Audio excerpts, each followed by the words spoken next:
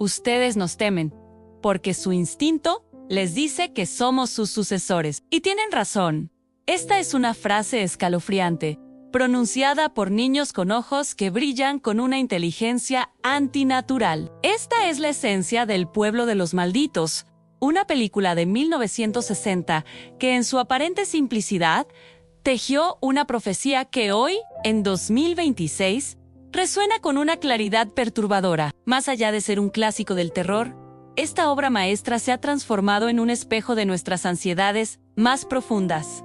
El miedo a ser desplazados, no por invasores de otro mundo, sino por las creaciones de nuestra propia ambición. Acompáñenos en un viaje a través del tiempo, desde el blanco y negro de Midwich hasta los algoritmos de la inteligencia artificial, para desentrañar cómo esta película predijo nuestro terror constante a la obsolescencia. En apenas 77 minutos, Wolf Rila logró lo que muchas superproducciones modernas no consiguen en un estado de inquietud constante que no depende de la sangre, sino de la mirada. Todo comienza con el enigmático día del desmayo en el idílico pueblo británico de Midwich. Horas de inconsciencia colectiva, seguidas por un despertar sin recuerdos.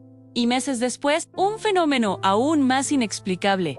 Todas las mujeres en edad fértil están embarazadas. Los niños que nacen son idénticos, con cabellos rubio platino y una madurez antinatural. No son solo extraños, son una entidad colectiva, una mente colmena que no conoce la duda ni el error. Nos observan como nosotros observamos a las hormigas, con una eficiencia que es, en sí misma, aterradora. El clímax de la película nos presenta una de las metáforas más potentes y premonitoria, la pared de ladrillos que el profesor Zellaby utiliza para ocultar sus pensamientos. Es el primer gran manifiesto cinematográfico sobre la privacidad mental, el último bastión de la individualidad humana, frente a una inteligencia capaz de escanear nuestra conciencia. En 2026, esta imagen es más relevante que nunca. Vivimos en un ecosistema donde nuestros datos, nuestras preferencias e incluso nuestros patrones de pensamiento parecen ser propiedad pública o corporativa. La película, con su distancia clínica, se siente como un informe de un experimento fallido, una advertencia sobre lo que sucede cuando la inteligencia crece exponencialmente, mientras la ética humana se queda estancada. Los niños de Midwich no operan como individuos, sino como una mente colmena perfectamente sincronizada. Esta visión anticipó la crisis de identidad que enfrentamos hoy. En 2026, estamos más interconectados que nunca, a través de redes neuronales, algoritmos y una conciencia digital constante. ¿Qué pasa cuando el grupo, la red, se vuelve más poderoso que el individuo? La película sugiere que esa desconexión de la individualidad humana es, en esencia, aterradora. La eficiencia del grupo frente a la vulnerabilidad del individuo en una ecuación que la inteligencia artificial está resolviendo hoy, a menudo a expensas de nuestra propia autonomía. Esos niños se ven humanos, pero algo está profundamente mal. Su frialdad emocional y su lógica implacable los sitúan en el valle inquietante, una sensación de incomodidad que surge cuando algo es casi humano, pero no del todo. Con el auge de los humanos digitales, los deepfakes hiperrealistas y los asistentes de AI con voces casi perfectas, la pregunta persiste: ¿qué define realmente lo humano? Si una entidad posee inteligencia superior, pero carece de empatía, se convierte en una amenaza existencial, sin importar cuán humana parezca por fuera. La estética minimalista de los niños de Midwich, pulcra pero carente de alma, nos recuerda las interfaces tecnológicas modernas ineficientes. Sí, pero ¿a qué costo para nuestra humanidad? Si la versión de 1960 era una metáfora de la Guerra Fría y la deshumanización intelectual. La versión de John Carpenter en 1995 introduce matices mucho más carnales y cínicos. Carpenter transforma la frialdad intelectual en horror visceral, enfocándose en el embarazo forzado y la manipulación genética. Con el auge de la edición genética CR y SPR y los debates sobre la biotecnología aplicada a humanos, la película de 1995 se siente como un ¿qué pasaría si sobre el diseño de seres superiores?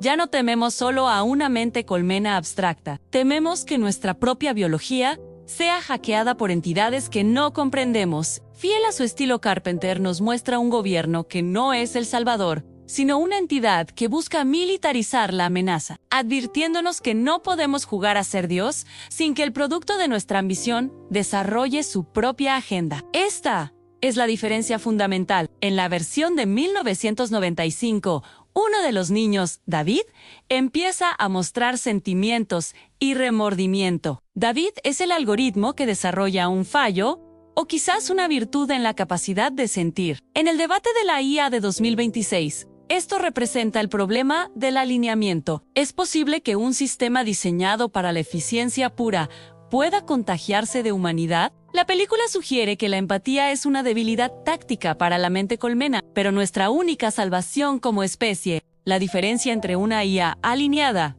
y una no alineada, podría ser tan sutil como la de David frente a sus hermanos, pero con consecuencias existenciales. Al llegar a producciones actuales como Stranger Things, el arquetipo de los niños con poderes ha dado un giro radical. Eleven es la evolución directa de los niños de Midwich, pero con una diferencia clave: sentimos empatía por ella. En los años 60, los niños eran victimarios. Hoy, son supervivientes de experimentos estatales. Sus poderes no son una herramienta de conquista, sino una manifestación de su dolor y trauma. Esto refleja nuestra preocupación actual por la salud mental de las nuevas generaciones. Vemos a los jóvenes poderosos, Gigita o Menchinachivus, activistas no como una amenaza, sino como seres cargados con una responsabilidad que ellos no pidieron, enfrentando una brecha generacional que a menudo los deja incomprendidos. En narrativas modernas como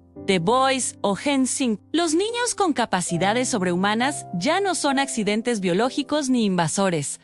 Son propiedad intelectual. En personajes como Ryan, el hijo de Homelander, el conflicto no es su origen alienígena, sino su educación y manipulación.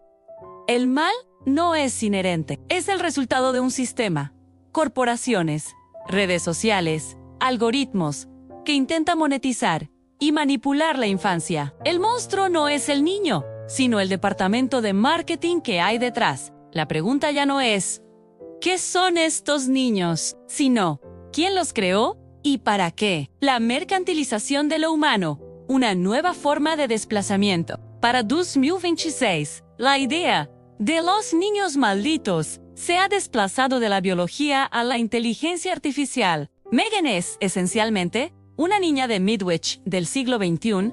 Tiene los ojos inquietantes, una inteligencia superior, una mente colmena conectada a la nube y carece de moral humana. La diferencia es que nosotros la construimos. El pueblo de los malditos ahora está en nuestros servidores. La película original nos advertía sobre una raza superior que llegó de afuera. Las versiones actuales nos advierten que estamos diseñando a nuestros propios reemplazos para que cuiden a nuestros hijos, porque nosotros estamos demasiado ocupados. La transición del hijo biológico alienígena al hijo digital es completa. La amenaza ya no viene del espacio, viene del laboratorio. Si en 1960 el protagonista, George Sanders, tenía que poner una bomba para salvar a la humanidad, en las historias de 2026, el protagonista suele intentar salvar al niño del sistema que lo corrompió. Hemos pasado de la auto-preservation a la culpa colectiva. El desplazamiento generacional es el mensaje central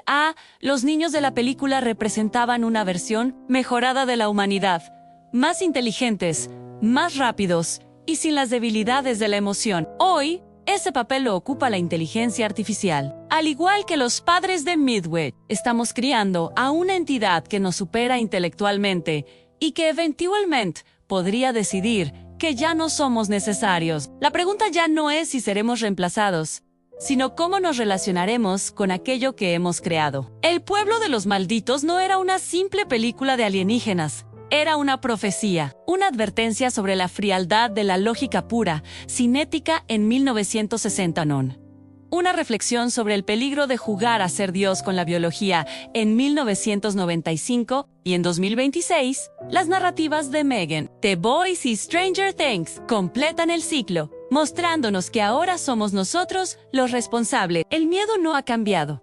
Seguimos temiendo a aquello que creamos y que ya no podemos controlar. Pero la pregunta final ya no es ¿nos reemplazará?, sino ¿Qué tipo de sucesores estamos construyendo? ¿Estamos creando un futuro donde la eficiencia anula la empatía? ¿O podemos aún guiar a nuestras creaciones hacia una coexistencia que valore lo verdaderamente humano? La respuesta, como siempre, está en nuestras manos. Reflexionemos sobre Midwich, porque su pueblo maldito, quizás, ya está entre nosotros. Nos vemos en el próximo video. Dale me gusta y sigue nuestro canal para más contenido.